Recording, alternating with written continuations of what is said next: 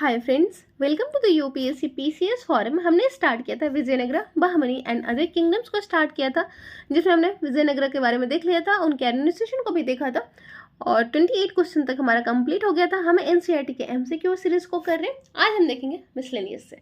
इसके पहले मैं आपको बोलूँगी, प्लीज़ फ्रेंड्स, अगर आपने टेलीग्राम चैनल भी ज्वाइन नहीं किया है तो हमारा Telegram channel UPSC PCS forum को ज्वाइन कर सकते हैं। यहाँ पर मैं द हिंदू और इंडियन एक्सप्रेस के जो इंपॉर्टेंट आर्टिकल्स होते हैं उनको शेयर करती हूँ और वो अंडरलाइन होते हैं, तो आपको ज़्यादा दिक्कत भी नहीं होगी। आपको पता भी चल जाएगा कि वो कैसे इंपॉर्टेंट है, कौन कौन सा पॉइंट जो है वो इम्पॉर्टेंट है। ठीक है, तो आप ज़रूर जाके पढ़ें। आपको पता है ये जो न्यूज़पेपर है द हिंदू और इंडियन एक्सप्रेस, ये काफ़ी इंपॉर्टेंट होता है। यहाँ से डायरेक्ट क्वेश्चन बनते हैं और हमारे एनालिटिकल जो व्यू है उसको भी इंक्रीज करते हैं, तो ज़रूर पढ़िए आप। चलिए स्टार्ट करते हैं 29th नंबर क्वेश्चन से।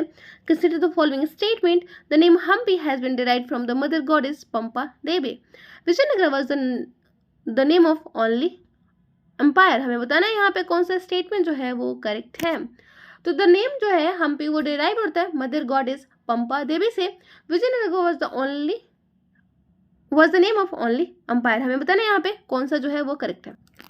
तो पहला तो बिल्कुल करेक्ट है कि जो हम्पी का जो नेम है, जो नेम डिराइव किया गया है, वो जो गॉडेस हैं पंपा देवी, उनसे मदर गॉडेस से डिराइव हुआ है। बिल्कुल सही बात है। विजयनगरा सिर्फ एम्पायर का नाम नहीं था। विजयनगरा एम्पायर के बारे में हमने पढ़ा था, जिसमें 4 डायनेस्टी हुआ करती थी, संगमा, सलुवा, तुलुवा और राविडो डायनेस्टी। ठीक है, तो उन लोगों के बारे में हमने पढ़ा था। विजयनगरा सिटी का भी नाम था। ठीक है, तो सिर्फ अंपायर का नाम नहीं था, इसलिए सेकेंड स्टेटमेंट जो हो जाता है हमारा इनकरेक्ट हो जाता है, फर्स्ट स्टेटमेंट हमारा करेक्ट हो जाता है। हमारा आंसर हो जाएगा ऑप्शन नंबर ए। तो हम्पी जो है वो डिराइव होता है लोकल मदर गॉडेस जो है उनसे डिराइव होता है, पंपा देवी से, और ये इंपॉर्टेंट सिटी होता है विजयनगरा एम्पायर का। संस्कृत वर्ड जो है पंपा का वो मॉर्फ होता है कन्नड़ा वर्ड हम्पा।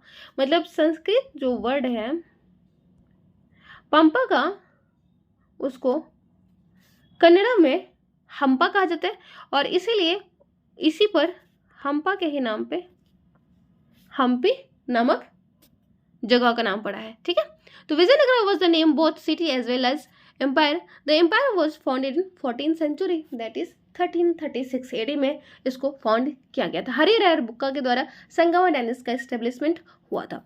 लिटरल जो मीनिंग है विजयनगरा का मतलब होता है सिटी ऑफ विक्ट्री, मतलब विजय प्लस नगर। तो विजय मतलब विक्ट्री एंड सिटी मतलब नगर। 30 नंबर क्वेश्चन देख लेते हैं। The ruins of the at Hampi were brought to light by Colin Mackenzie in 1880.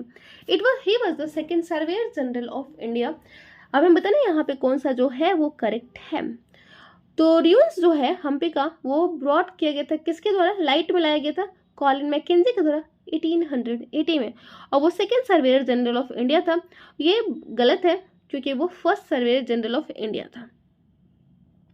तो ऑप्शन नंबर हमारा ए हो जाएगा करेक्ट, जबकि सेकंड जो हो जाएगा वो रॉन्ग हो जाएगा। कॉलिन मैकेंजी जो था वो पहला सर्वेयर जनरल था।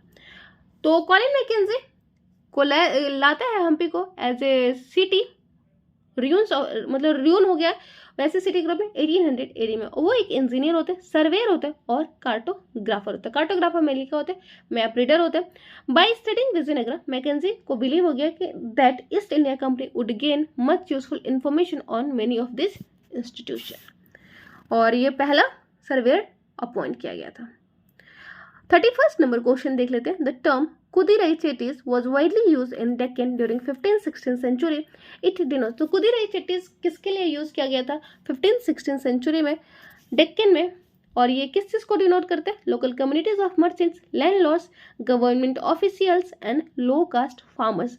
तो कुदिराई चट्टी जो है वाइडली यूज किया गया था किसके लिए? लोकल कम्युनिटीज जो थे, मर्चेंट्स के जो लोकल कम्युनिटीज थे उनके लिए यूज किया जाता था। ऑप्शन नंबर ए हो जाएगा हमारा करेक्ट। और वो मेनली कौन होते थे? कुदिराई चेटीज मेनली हॉर्स ट्रेडर हुआ करते थे, और वो कहाँ रहते थे? सिटीज में, trade centre, ports, towns and villages में। ऑप्शन नंबर हमारा फर्स्ट हो जाएगा करेक्ट। वो लोकल कम्युनिटीज ऑफ मर्चेंट्स हुआ करते थे, मेनली हॉर्स ट्रेडर हुआ करते थे। 32nd नंबर क्वेश्चन देख लेते हैं। Which of the following statement are correct. तो कौन सा स्टेटमेंट जो है वो यहाँ पे करेक्ट है? Vijayanagara empire the two most impressive platform were Mahanawami Dibba and Audience Hall. Second है Mahanavami Dibba is a massive platform arising from a base of about 11,000 square feet to a height of 40 feet. Mahanavami Dibba the ritual such as Mahanavami और नवरात्रि वो performed. हमें बताना है यहाँ पे कौन सा स्टेटमेंट जो है वो करेक्ट है। ये तीनों ही स्टेटमेंट करेक्ट है कि जो विजयनगर एम्पायर जो था, किंग्स के पैलेस में दो इम्प्रेसिव प्लेटफॉर्म हुआ करते थे, जिसमें से पहला था महानवमी डिब्बा और दूसरा जो था वो ऑडियंस हॉल हुआ करता था। तो दोनों ही बिल्कुल सही है। और जो इंटायर कॉम्प्लेक्स हुआ करता था वो सराउंड होता था किसे, हाई डबल वॉल से, with A street running between them. तो डबल वॉल होता था जिसके बीच में एक स्ट्रीट रन करते थे, ये भी आपको ध्यान रखें। महानवमी डिब्बा क्या होता था, मासिव प्लेटफॉर्म होता है rising from a base about 11,000 square feet to height of 40 feet, ये भी ध्यान रखेंगे। और द रिचुअल्स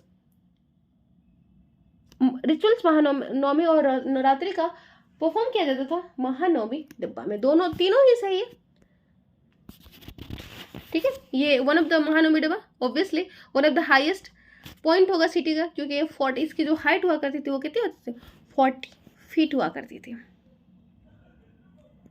और वहां पर नवरात्रि का परफॉर्मेंस होता था। 33rd नंबर क्वेश्चन देख लेते हैं। Consider the following statement about lotus महल जो कि न्यू दिल्ली में और the most beautiful buildings in the royal center, the Lotus Mahal. It had 9 towers, a high central one and 8 along the sides. One suggestion found in a map drawn by Mackenzie is that Lotus Mahal may have been a council chamber, a place where the king met his advisors. हमें बताना है यहाँ पे कौन सा statement जो है वो करेक्ट है। तो ये तीनों ही स्टेटमेंट यहाँ पे करेक्ट है कि जो मोस्ट इंपॉर्टेंट जो बिल्डिंग था रॉयल सेंटर का वो क्या था, लोटस महल था, ठीक है। और इसमें 9 टावर हुआ करते थे, जिसमें से एक जो था वो सेंट्रल हुआ करता था और 8 जो थे उसके चारों साइड होते थे। एक सजेशन दिया जाता था कि मैप जो ड्रॉन किया गया था वो मैकेंजी के द्वारा ड्रॉन किया गया था। और लोटस जो महल था वहाँ पे एक कौंसिल चैम्बर हो जहाँ पे हो सकता है जो किंग हो वो मिलता होगा अपने एडवाइजर से। तीनों ही ऑप्शन हमारा करेक्ट हो जाता है, ऑल ऑफ दिस हो जाएगा हमारा आंसर। देख लेते हैं एक बार एक्सप्लेनेशन को। तो मोस्ट इंपॉर्टेंट बिल्डिंग होता है ये लोटस महल, इसमें 9 टावर होते हैं जिसमें से एक सेंट्रल होता है और बाकी 8 जो होते हैं उनके चारों साइड होते हैं। मैकेंजी के द्वारा ये माना जाता है वो हो सकता है कि किंग जो होगा वो यहाँ पे मिलता होगा अपने एडवाइजर से। 34th नंबर क्वेश्चन देख लेते हैं। A building Kalyana Mandapa was a notable feature in the temple construction in the kingdom of, और ये यूपीएससी का क्वेश्चन है, ये भी आप ध्यान रखिएगा। तो कल्याण मंडपा किसका फीचर है, कौन सा किंगडम से बिलोंग करता है, ये चालुक्य, राष्ट्रकूटस, चंदेला एंड विजयनगरा। तो कल्याण मंडपा एक्चुअली जो फीचर है वो विजयनगर एम्पायर का है, जहाँ पे डिवाइन वेडिंग को सेलिब्रेट किया जाता था, मतलब मेनली वेडिंग को सेलिब्रेट किया जाता है। मंडपा एक्चुअली क्या होता है, मंडपा जो है एक Pavilion, long Pavilion pillared corridor होता है और often run around the shrines with in the temple complex, ठीक है। टेम्पल कॉम्प्लेक्स में पाया जाता है। गोपुरम क्या होता है, गोपुरम एक टाइप का गेट वे हुआ करता था और इसका एक्सटेंसिव फीचर हमें देखने को मिलता है विजयनगर एम्पायर में। 35th नंबर क्वेश्चन देख लेते हैं। Where is the famous Vijay Vitthal temple having its 56 carved pillars emitting musical notes located? तो वो हमें कहाँ पे देखने को मिलता है, ये है विजय विठल टेम्पल जहाँ पे हमें 56 कार्व पिलर्स जो कि इमिट करते हैं म्यूजिकल नोट्स को। तो ये है आपको ये देखने को मिलेगा हम्पी में, ऑप्शन नंबर सी हो जाएगा करेक्ट, ठीक है। हम्पी में ऑप्शन नंबर सी हो जाएगा करेक्ट। और जो प्रिंसिपल डेटी होते हैं वो कौन होते हैं, विठला होते हैं जो कि विष्णु के अवतार। विरूपक्ष हमने देखा था शिवा होते हैं और विठला जो होते हैं वो विष्णु होते हैं। और इस टेम्पल में बहुत सारे हॉल हैं, यूनिक श्राइन्स होते हैं, चैरियट्स होते हैं और it is extended from a temple gopuram ने स्ट्रेट लाइन और बिल्ड किया गया था तुलुवा डायनेस्टी के जो इंपॉर्टेंट रूलर थे कृष्णदेव राय। इसके बारे में हमने पिछले क्लास में देखा था। अब हम देखेंगे बहमनी किंगडम्स के बारे में और इसका पहला क्वेश्चन है यानी 36 नंबर इस चैप्टर का। This is the following statement with reference to the Bahmani kingdom. तो बहमनी किंगडम के रिगार्डिंग कौन सा स्टेटमेंट जो है वो इनकरेक्ट है। तो its first capital was Daulatabad, it was establish by the Alauddin Hasan. हमें बताना है यहाँ पे कौन सा स्टेटमेंट जो है वो करेक्ट है। तो पहला जो है इट्स कैपिटल वाज दौलताबाद, नहीं, इसका जो कैपिटल होता है वो गुलबर्गा होता है। हमने पढ़ा था देवगिरी, जिसको दौलताबाद भी कहा जाता था एमबीटी के टाइम पे, ठीक है, जिसने दिल्ली से देवगिरी अपनी राजधानी को ट्रांसफर किया था कंट्रोल करने के लिए डेक्कन को। It was establish by the Alauddin Hasan, बिल्कुल सही बात है, इसलिए हमारा ऑप्शन नंबर जो फर्स्ट हो जाएगा, स्टेटमेंट फर्स्ट हो जाएगा, वो रॉन्ग हो जाएगा, ऑप्शन नंबर हमारा फर्स्ट हो जाएगा करेक्ट, क्योंकि यहाँ पे पूछा जा रहा है इनकरेक्ट स्टेटमेंट। तो बहमनी किंगडम जो है वो स्टेब्लिश किया जाता है अलाउद्दीन हसन के द्वारा 1347 में, विजयनगर एम्पायर 1336 में, और उसका रियल नाम जो होते हैं अलाउद्दीन हसन का, उसका रियल नाम होता है जफर खान, और वो कनकर करते हैं दौलताबाद को स्टेब्लिश बाय मोहम्मद बिन तुगलक के द्वारा। तो क्या कनकर करते हैं दौलताबाद जो सिटी स्टेब्लिश किया गया था मोहम्मद बिन तुगलक के इन 1345 में, और शिफ्ट करते हैं अपने कैपिटल को Gulbarga because of security reason. Alauddin Hasan Bahman साहब ही उसको कहा जाता है। 37 नंबर क्वेश्चन देख लेते हैं। Alauddin Hasan led the foundation of new Muslim empire in South India, he belong to which of the following ethnicity. तो उसकी एथनिसिटीज क्या थी? जैसे हमने दिल्ली सल्तनत के बारे में देखा था कि उनकी जो एथनिसिटी हुआ करती थी वो मिली क्या थे, टर्किश थे, ठीक है, ये तो आपको ध्यान में होगा ना, वो मिली टर्किश हुआ करते थे। तो वैसे ही इनकी एथनिसिटी पूछा जा रही है कि ये इनकी जो एथनिसिटी थी वो क्या थी, तो वो इनकी एथनिसिटी थी ये अफगानी थे। अलाउद्दीन हसन जो थे सैयद डायनेस्टी भी अफगानी थे, ठीक। तो ये हमने देखा था। अभी हम देख रहे हैं कि जो अलाउद्दीन हसन है वो भी अफगानी एथनिसिटी से बिलोंग करते थे और स्टेब्लिश करते हैं वो बहमनी किंगडम को। रेन उनका जो पीरियड होता है 1347 से 1358 AD तक होता है, और अपने रीन के एंड में वो क्या करते हैं, किंगडम को स्टेज करते हैं वैन गंगा रिवर से कृष्णा रिवर तक, और ईस्ट टू वेस्ट फ्रॉम बोंगेर से दौलताबाद। तो ईस्ट बोंगेर से दौलताबाद, वैन गंगा से कृष्णा रिवर तक ये अपने जो इनका किंगडम होता है उसको स्ट्रेच करते हैं। 38 नंबर क्वेश्चन देख लेते हैं। The following statement is incorrect in the context of Alauddin Hasan and Bahmani kingdom.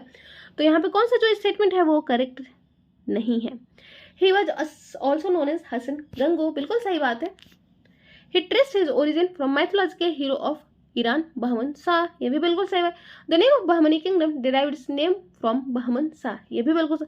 Alauddin Hasan was defeated by Devaraya second, बिल्कुल गलत बात है, और इसीलिए हमारा जो ऑप्शन नंबर डी हो जाता है इनकरेक्ट। एक्सप्लेनेशन हम देख लेते हैं कि देवराया जो सेकंड है वो देवराया सेकंड आपको पता है ना कौन थे, वो बिलोंग करते थे संगमा डायनेस्टी यानी विजयनगर एम्पायर से, ठीक है।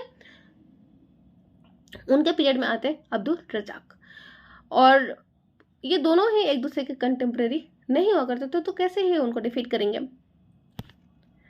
39 नंबर क्वेश्चन देख लेते हैं। With reference to the Firoz Shah Bahmani which of the following statement are correct. तो फिरोज शाह बहमनी के द्वारा रिगार्डिंग कौन सा स्टेटमेंट जो है वो करेक्ट है। He appointed Hindu on large scale in administration, he built an observatory near Daulatabad. तो हमें बताना है यहाँ पे कौन सा स्टेटमेंट जो है वो करेक्ट है। तो हाँ, वो अपॉइंट करते हैं हिंदू को लार्ज स्केल में अपने एडमिनिस्ट्रेशन में, बिल्कुल सही बात है, और एक ऑब्जर्वेटरी बनाते हैं कहाँ पे, दौलताबाद में। दोनों ही ऑप्शन हमारे यहाँ पे करेक्ट हो जाते हैं। ऑप्शन नंबर सी हो जाएगा करेक्ट। और फिरोज शाह बहमनी जो है वो अडॉप्ट करते हैं टाइटल को ताज-उद-दीन फिरोज शाह। उनका जो पीरियड्स रहता है वो 1397 से 1422 तक होते हैं, और वो डिफीट करते हैं विजयनगर को इन 1389 में और 1408 में, और लेटर वो डिफीट होते हैं देवराया फर्स्ट से 1490 में। 40 नंबर क्वेश्चन देख लेते हैं। The following Bahmani ruler transfer his capital from Gulbarga to Bidar. तो वो कौन से रूलर होते हैं जिन्होंने अपना जो कैपिटल है वो ट्रांसफर कर देते हैं गुलबर्गा से बिदर तक। पहला है अहमद शाह, दूसरा है मोहम्मद शाह थर्ड, तीसरा है फिरोज शाह बहमनी, और चौथा है हसन गंगू। हमें बताना है यहाँ पे कौन सा स्टेटमेंट जो है वो करेक्ट होगा। तो अहमद शाह जो होते हैं, अहमद शाह फर्स्ट, वो ट्रांसफर कर देते हैं कैपिटल को कहाँ से, गुलबर्गा से बिदर को इन 1429 में। 1429 में अपने जो कैपिटल होता है उसको वो ट्रांसफर कर देते हैं गुलबर्गा से बिदर को। बिदर को जो होता है वो सर्व करते हैं capital of Bahmani kingdom till 1538 AD तक। तो 1538 AD तक वो कैपिटल होता है बहमनी किंगडम का। और बिदर को सिलेक्ट किया जाए बिकॉज क्योंकि इसका एक सेंट्रल लोकेशन हुआ करता था और सराउंड था ये फर्टाइल लैंड से। ऑप्शन नंबर फर्स्ट हो जाएगा हमारा करेक्ट। 41 नंबर क्वेश्चन देख लेते हैं। Consider the following statement with reference to the Ahmad Shah first. Ahmad Shah के फर्स्ट के रिगार्डिंग हमें बताना है कौन सा स्टेटमेंट जो है वो करेक्ट है। एक्चुअली करेक्ट नहीं है, इनकरेक्ट स्टेटमेंट बताना है। During his period Bahmani kingdom was defeated by Warangal. He was popularly known as Wali by the common people. He was associated with the Sufi saint Gesu Daraz. हमें बताना है यहाँ पे कौन सा स्टेटमेंट जो है वो इनकरेक्ट है। तो पहला तो बिल्कुल इनकरेक्ट है, क्योंकि उसके पीरियड में मतलब वो कहा जाता है अहमद शाह जो है वो डिफीट करता है वारंगल के रूलर को और उनको मार भी देता है। तो फर्स्ट तो हमारा इनकरेक्ट हो जाता है। सेकंड बिल्कुल सही है कि उनको वली के द्वारा मतलब वली के नाम से जाना जाता था कॉमन पीपल के द्वारा, मतलब कॉमन पीपल उनको कहते थे वली। और वो एसोसिएटेड थे सूफी सेन जो जिनका नाम था गेसु दराज। ये भी ध्यान रखेंगे। 2 और 3 हमारा करेक्ट हो जाता है, लेकिन यहाँ पे इनकरेक्ट पूछा जा रहा है तो ऑप्शन नंबर ए हो जाएगा हमारा करेक्ट, क्योंकि वो वारंगल के जो रूलर होते हैं उनको इन्वेट करते हैं और वहां पे जो रूलर होता है उसको मार देते हैं। 42 नंबर क्वेश्चन देख लेते हैं। Who among the following prime minister of Bahmani rulers established famous madrasa at Bidar. तो वो कौन से जो प्राइम मिनिस्टर होते हैं वो मदरसा जो विदर है वहां पे मदरसा स्टेब्लिश करते हैं, तो वो होते हैं महमूद गवा। महमूद गवा जो है वो बहमनी रूलर होते हैं और वो स्टेब्लिश करते हैं मदरसा को कहाँ पे, बिदर में। और इस मदरसा में बहुत बड़ी लाइब्रेरी होती है जहाँ पे 3000 से ज़्यादा मैन्यूस्क्रिप्ट होते हैं। और जो महमूद गवा होते हैं वो खुद ही इस्लामिक थ्योलॉजी में एक्सपर्ट होते हैं, पर्शियन और मैथमेटिक्स में भी। 43 नंबर क्वेश्चन देख लेते हैं। Which of the following was not a reform measure carried by Mahmud Gawan of Bahmani kingdom. तो वो कौन सा रिफॉर्म है जो महमूद गवा के द्वारा नहीं किया गया था, बहमनी किंगडम से जो बिलोंग करते थे। The kingdom was divided into 8 province और तरफ। Nobles were paid salaries and were asked to maintain contingent of horses. A tract of land, Khalisa, was set part for the expenses of the tarafdar. Lands were measured and land taxes were fixed on that basis. हमें बताना है यहाँ पे कौन सा जो है statement वो करेक्ट नहीं है रिगार्डिंग महमूद गवा के। तो पहला बिल्कुल सही है कि उनके टाइम पे जो था किंगडम जो था वो 8 प्रोविंस में, 8 प्रोविंस मतलब तरफ, प्रोविंस को तरफ कहा जाता था और उसमें डिवाइडेड था, बिल्कुल सही बात है। नोबल्स को सैलरी में पे किया जाता था और उनको मेंटेन करने के लिए कहा जाता था कंटिजेंट ऑफ हॉर्सेस, ये भी बिल्कुल सही बात है। और ट्रैक्ट ऑफ लैंड जिसको खालसा कहा जाता था वो एक्सपेंसेस है, तरफदार का नहीं, वो डायरेक्ट एक्सपेंसेस होता था किसका, जो रूलर होता था सुल्तान होता था उसको। ठीक है, यहाँ पे तरफदार नहीं होगा, सुल्तान होगा, इसलिए हमारा थर्ड जो ऑप्शन है वो इनकरेक्ट हो जाता है। डी जो है lands were measured and land taxes were fixed on that basis, ये बिल्कुल सही बात है। हमारा ऑप्शन नंबर सी हो जाता है इनकरेक्ट। बाकी हमने देख लिया कि उसके टाइम पे जो किंगडम होता है वो 8 में डिवाइड होता है, प्रोविंसेस को तरफ कहा जाता था। ठीक, 44 नंबर क्वेश्चन देते हैं। Consider the following statement with reference to the Mahmud Gawan. He was granted title Malik ul Tujjar. He died in the battle against the Vijayanagar empire. Which of the following statement are correct, incorrect. हमें बताना है यहाँ पे कौन सा स्टेटमेंट जो है वो इनकरेक्ट है। तो पहला जो है वो बिल्कुल करेक्ट है कि उसको ग्रांट दिया जाता है कौन सा टाइटल, मलिक उल तुज्जर। मलिक उल तुज्जर किसको कहा जाता है, महमूद गवा को। तो बिल्कुल सही।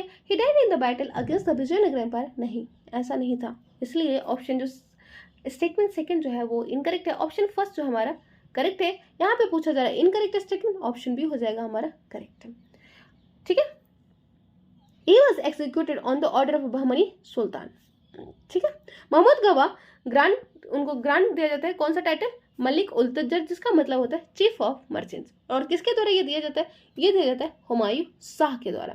इसके टाइम पे क्या होता है कि बहमनी किंगडम जो है वो अपने जेनिथ पे पहुंच जाते हैं, अपने टॉप लेवल पे पहुंच जाते, पिक पे पहुंच जाते। वो कनकोड करता है Vijayanagar up to Kanchi and Goa Dabhol. तो विजयनगर एम्पायर को वो कहाँ तक करता है, कांची, दाभोल और गोवा तक। और इंट्रोड्यूस करता है use of gun powder during the conflict against the Vijayanagar ruler. तो ये इंट्रोड्यूस करते हैं किसका, यूज ऑफ गन पाउडर को। ठीक है, और बाद में यही यूज किया जाता है किसके द्वारा, जो बाबर है उसके द्वारा। 45 नंबर क्वेश्चन निकले। Consider the following was not one of the state formed after the disintegration of Bahmani kingdom. तो बहमनी किंगडम के डिसइंटीग्रेशन के बाद कौन सा स्टेट का फॉर्मेशन नहीं होता है, ये हमें बताना है। अहमदनगर, बीजापुर, बरार, वरंगल, गोलकुंडा। तो वरंगल जो है वो नहीं होता है, बाकी ये चारों ही होता है, अहमदनगर, बरार, गोलकुंडा और बीजापुर, ये चारों का ही स्टेब्लिशमेंट होता है। ऑप्शन नंबर सी हो जाएगा हमारा करेक्ट, क्योंकि वरंगल नहीं है, मतलब ऑप्शन नंबर डी हो जाएगा। देख लेते हैं एक बार, जो अहमदनगर होते हैं वहां पे कौन सी डायनेस्टी की स्टेब्लिशमेंट होती है, वो होती है निजाम शाही, विजयपुर में आदिल शाही, गोलकुंडा में कुतुब शाही, विदर्भ में बरीद शाही और बरार में इमाद शाही नामक डायनेस्टी की स्टेब्लिशमेंट होती है। नेक्स्ट क्लास में हम पढ़ेंगे रीजनल किंगडम्स, जिनका रूलिंग पीरियड है 1400 से 1525 तक। आज के लिए इतना ही। Thank you so much, bye, good night.